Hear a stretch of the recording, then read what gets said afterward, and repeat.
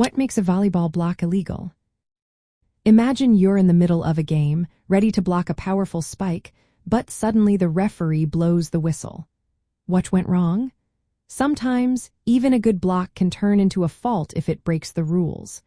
Let's find out what makes a volleyball block illegal and how players can avoid penalties. First, blocking the opponent's serve is not allowed. When the other team serves, players must let the ball cross the net without trying to block it. If you jump to block a serve, the opposing team gets a point. It's all about fairness and letting the game flow smoothly. Next, players in the back row are not permitted to block. If a player is positioned behind the attack line and jumps to block, that's an illegal move. Back row players can attack or pass but cannot jump to block at the net. This rule keeps the game balanced and prevents confusion. Another common mistake is reaching over the net too early. A player cannot reach over the net to block until the ball has crossed the vertical plane of the net or until the opposing team has used their 3 contacts. Jumping prematurely to block is against the rules and can lead to a point for the other team. Touching the net during a block is also illegal.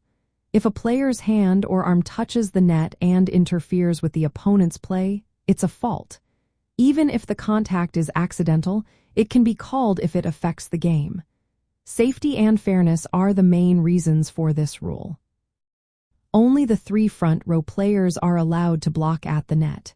If more than 3 players try to block, it's a violation. This rule prevents overcrowding and keeps the game organized.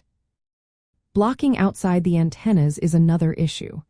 The ball must be blocked within the vertical space defined by the antennas on the net.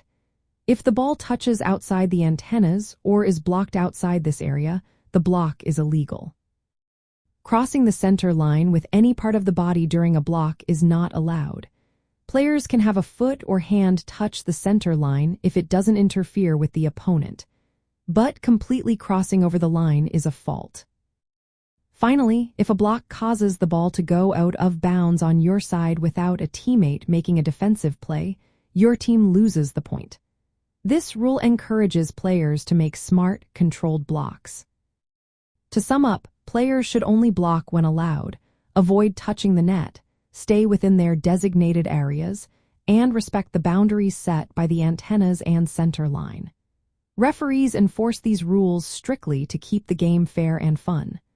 Knowing these rules helps players improve their blocking skills and avoid penalties during matches.